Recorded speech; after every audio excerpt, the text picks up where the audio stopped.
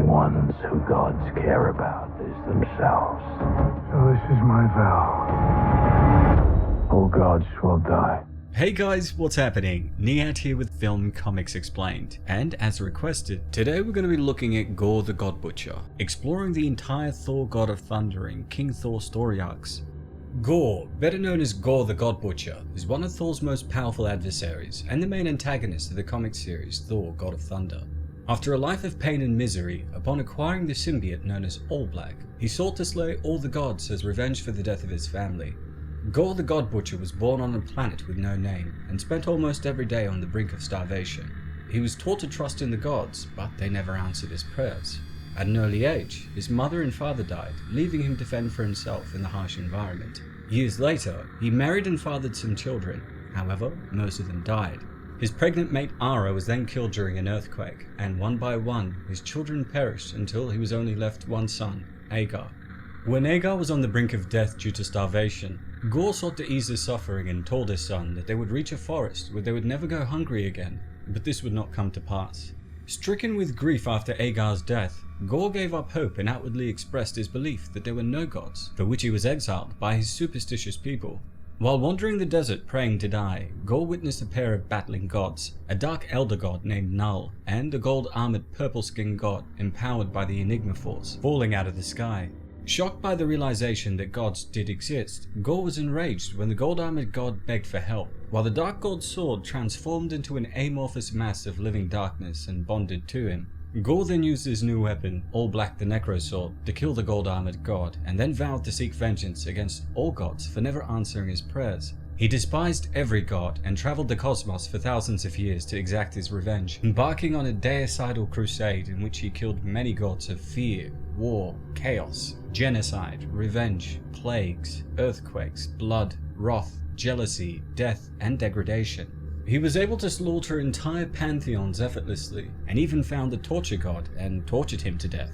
This put him in the crosshairs of Thor, the God of Thunder, who has only just begun to pay attention to the trail of bodies the God Butcher has left. By himself, Gorr is powerless, but he fights using the first symbiote of Null. The Clintar takes on the form of the necrosword and grants Gorr dark powers proportional to the number of deities he slaughters.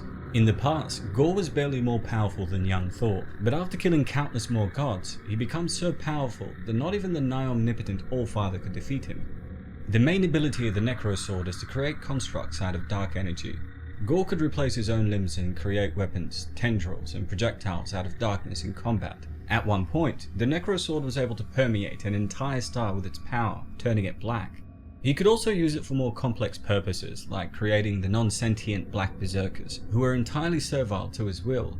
For perspective, each of those had enough power to lock Thor into a stalemate for hours, and he had hundreds of thousands of them under his control. He also made a giant black serpent that kept Allfather Thor occupied for a time. Beyond that, Gorr was able to create fully sentient imitations of his wife and son using his power. As is to be expected, All Black provides Gorr with a divine degree of super strength, endurance, and agility, enough to overpower multiple high-level deities at once. It should be noted that some of the gods were the size of mountains, and one of them, known as Valigar the Behemoth, reportedly even wrestled black holes for fun. At his most powerful, he fought within the heart of a star while being attacked by 3 Thors, one of them using the omnipotent Thor Force, and defeated all of them. Even before reaching his full power, he took a blast that sent him flying light years away and survived.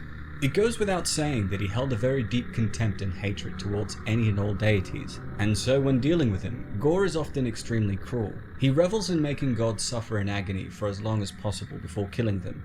In his view, all gods are either cruel or useless and should be purged from existence. He does not bear any particular ill will towards mortals, though he does see them as foolish for depending on gods. It's pretty obvious that his misguided quest to rid the universe of gods made it a much darker place for many mortals. At the same time, he's still presented as being partially in the right, as many deities were exactly as worthless and uncaring as he says they are. Even Thor begins to wonder if humanity was better off without them. After all, thousands of gods had been murdered by Gorr over millennia, and nobody had noticed or cared. The God Butcher is actually called out several times on the fact that, in his quest to kill all gods, he himself has become the very worst god of all, immensely powerful, power-abusing, and completely devoid of all empathy. I guess you either die a hero or live long enough to see yourself become the villain. Having said that, it is implied that Gorr's wickedness was not entirely of his own. While he did have an obvious hatred against gods, it should be considered that it was amplified and increased 1,000-fold by the symbiote that was bonded to him. His quest to kill every god took him across the universe, but the story picks up when he landed on Earth. Gorr is implied to have killed a god of North America before coming to Eastern Europe in 997 CE. Upon arrival, he kills the Slavic gods Chernobog and Perrin before attacking a young Thor. Gorr is able to overpower Thor, but the Thunder God conjures up a lightning strike that knocks both of them out of commission. Thor escapes, but his pride leads him to start hunting down the God Butcher alone to finish what he started. Unfortunately, Gorr traps him in a cave where he's tortured for 7 days. Eventually, Thor's mortal followers find him and try to free him, and while Gorr easily kills them, they provide enough distraction for Thor to escape. After breaking free from his bonds, Thor cuts one of Gorr's arms with an Asgardian axe and believes that he killed him. Of course, he was wrong. Gorr remained alive in fact, and realized that he could not keep butchering gods one by one. He started building a huge army of darkness constructs, and something that would allow him to end all gods in the universe, past, present, and future, in one fell swoop.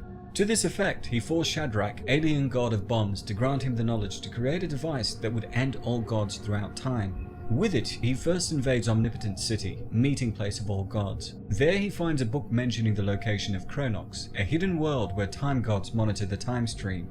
Reaching Kronox, Gorr kills all the gods present and pours their blood into the time well. Using it to time travel, he finds himself in the first moments of creation, where he tears out the heart of an elder god to power his doomsday device. He returns to the present and is immediately attacked by Thor, but he dives into the portal once again, this time headed for the future. Thor follows him, but instead of arriving together with Gorr, he arrives a few hundred years late and finds an Asgard torn apart by black berserkers, where the only god left is a future version of himself, who has now become the Allfather and is being tormented eternally by Gorr, who will not let him die. The two Thors find that Gorr's black berserkers have retreated in anticipation of his bomb's completion, and immediately set sail for Gorr's base world to put an end to the Butcher.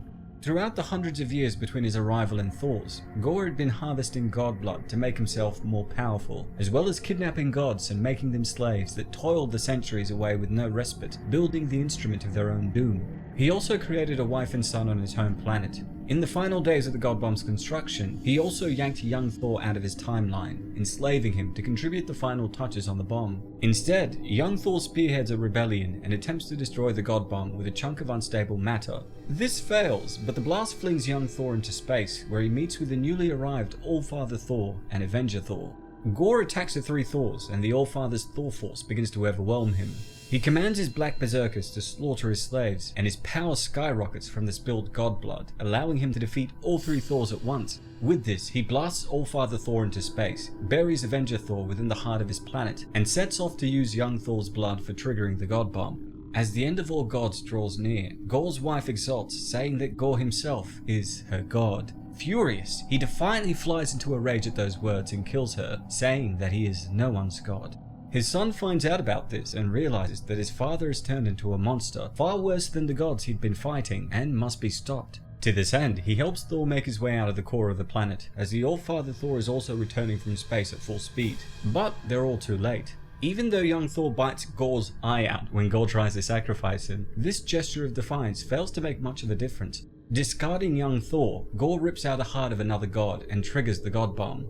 Allfather Thor attacks Gorr to keep him occupied, while Avenger Thor tries to stop the detonation of the Doomsday device. As every god through space and time starts dying, they all see a vision of Thor struggling to contain the god bomb's explosion. In that moment, every god that ever was, is, or ever will be then prays to Thor, and with the newfound power, he manages to contain the god bomb's blast and absorb Gorr's own weapon for himself, leaving the Butcher powerless. As Gorr looked around and asked what happened to his berserkers, his towers, and his bomb, Thor, wielding two hammers, appears, now bonded with the symbiote, before blasting him with all the energy he now had combined. In his last moments, Gorr's son arrives to denounce his father before vanishing into darkness. Allfather Thor explains that both he and his wife were nothing more but constructs of Gorr's necrosword, and that it's not the son who helped defeat the father, but the remaining good within Gorr's own soul that helped cast aside the evil. Nevertheless, Gorr remains defiant to the end and meets his death under young Thor's axe. Believed to have been long deceased, we find out that Gorr was in fact alive the entire time. Having become one with All-Black the necrosword, for thousands of years he found himself at peace, as the world within the necrosword was one without gods. This came to an end when he was resurrected by Loki, who had recently bonded with All-Black and intended to kill him after he killed Thor. Naturally, Gorr instead chose to reclaim his weapon from Loki and attack them both, eventually crucifying them. Thor broke free and fought with Gorr once more. It's here that Gorr declares that he intends to make Thor watch as he destroyed the world he created and remade it into one where life existed without gods. Loki attacks Gorr from behind, but Gorr immediately strikes him back and proceeds to blind him. Eventually, Gorr engulfs Thor and his brother into a sea of nothing but pure darkness. Luckily, he's interrupted by Thor's granddaughters, the goddesses of thunder, who were also aided by the gods of Indigar. Gorr is then finally decapitated by Atli, but this did not kill him, as his very consciousness was within All-Black itself. He proceeded to expand himself with the symbiote and devour the entire universe around him, transforming it into the necroverse. Gorr makes one last attempt to kill Thor by devouring him with a black hole, but he gets distracted by Loki, giving Thor enough time to reclaim his power and destroy the necroverse, causing Gorr to be separated from the symbiote once again. Following the battle, Gorr became a regular mortal, but now suffered from amnesia. The gods of Indigar took pity on him and took him into their planet and swore to watch over him with care. With no recollection of his past, Gorr spends the rest of his days among the gods in peace. After all the gods he had killed, understanding that he was right to call many of them out for neglecting their duties, he is taken in by them to live in a type of peace he never had, one that he was unable to create while blinded by hate.